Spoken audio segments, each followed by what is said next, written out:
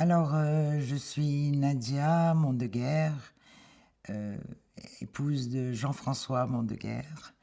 Je suis égyptienne d'origine et venue en France m'installer en 74 pour rejoindre mon amour. Voilà, Jean-François.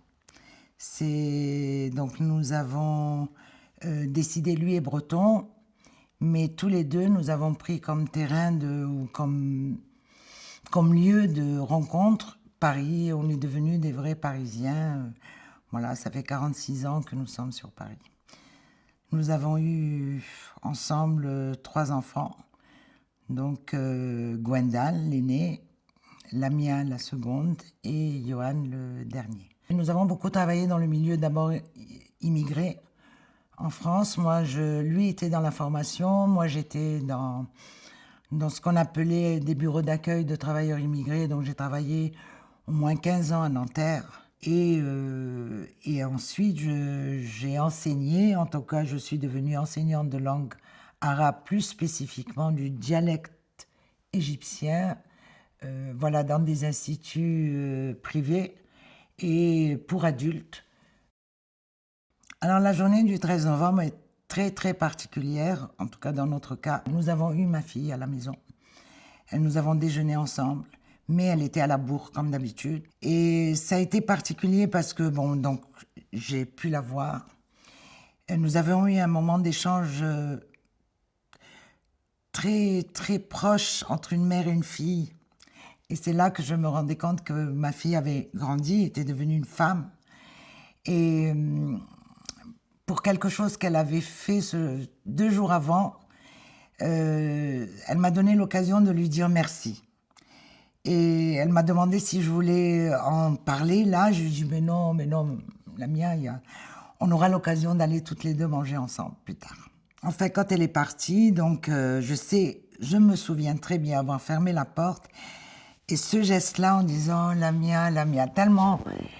Enfin, il y avait eu enfin, pas enfin, il y en avait beaucoup, mais là, il y avait un moment très particulier. Voilà.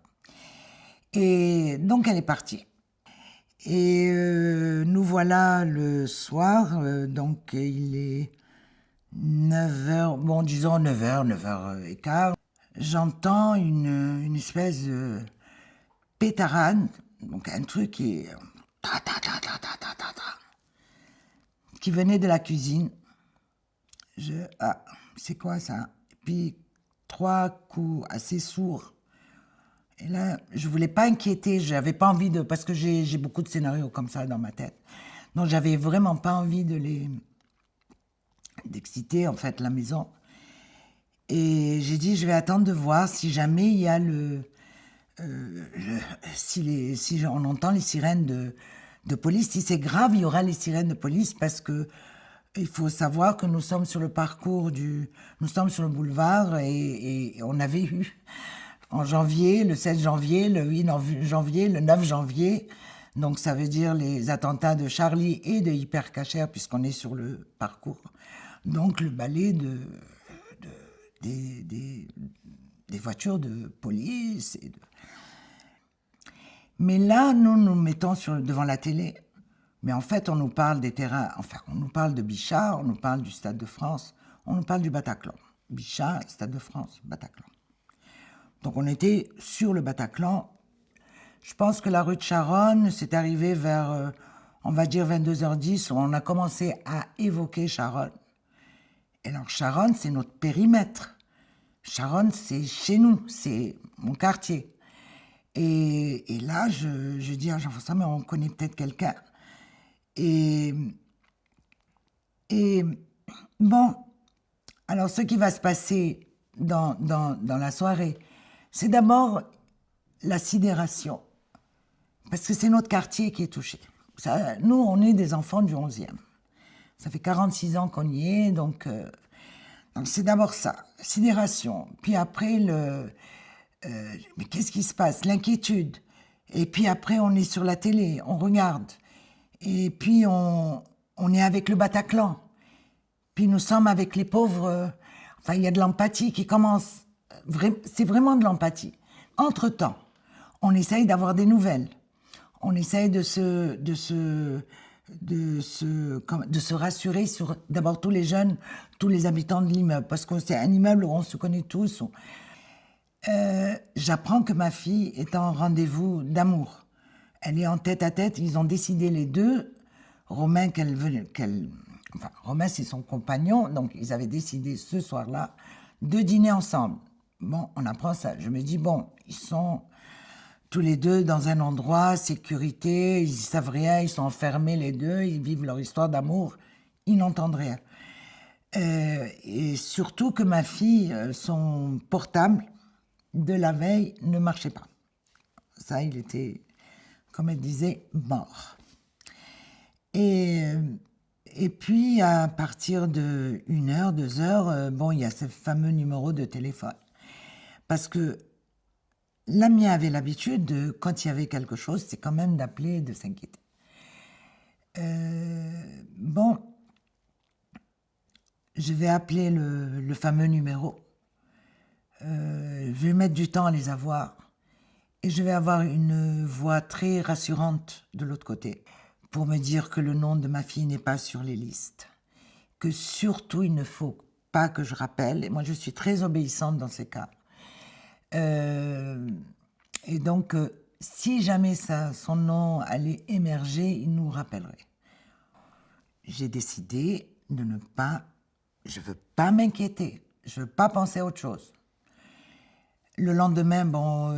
et puis voilà qu'on nous dit qu'elle est à Bégin, parce on a dit qu'elle était sur les listes. Et voilà, et on passe... donc on file à Bégin. Bon, Bégin, finalement, c'est pas vrai, ils se sont trompés. Comme ma fille avait déjà consulté là-bas, donc la personne a répondu qu'elle était sur les listes. Voilà, bon, c'est tout. Et là, retour à la maison, donc là, j'ai vraiment des copains à ma fille, c'est eux qui prennent tout en charge parce que moi, je suis dépassée. Là, c'est fini, je suis dépassée. Je sais plus quoi faire, je veux pas penser et je veux toujours pas m'inquiéter. Je résiste à ça. Mais je sens qu'au fond, il faut que je m'inquiète. Je mets ça sur le compte peut-être d'une grasse matinée. Combien de fois je l'ai appelé à 1 heure, 1 heure et demie, 13h, 13h30. Maman, je me réveille. Bon, admettons, on était vendredi soir, donc c'est possible. Vers 13h, les parents de Romain, que nous ne connaissions pas, appellent pour nous dire que Romain était décédé. Et donc, à ce moment-là, ils ont dépêché la copine du frère de Romain. Ils le dépêchent à l'IML et c'est elle qui va voir le nom de Lamia et qui va appeler Jean-François pour le lui annoncer. Voilà. Donc à 14h, nous avons su que Lamia était sur les listes de l'IML. Mais où?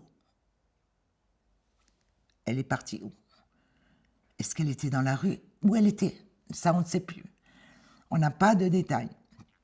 Et donc c'est plus tard, quand Jean-François va se rendre à l'IML, qu'il va savoir qu'elle était à 150 mètres de la maison, derrière.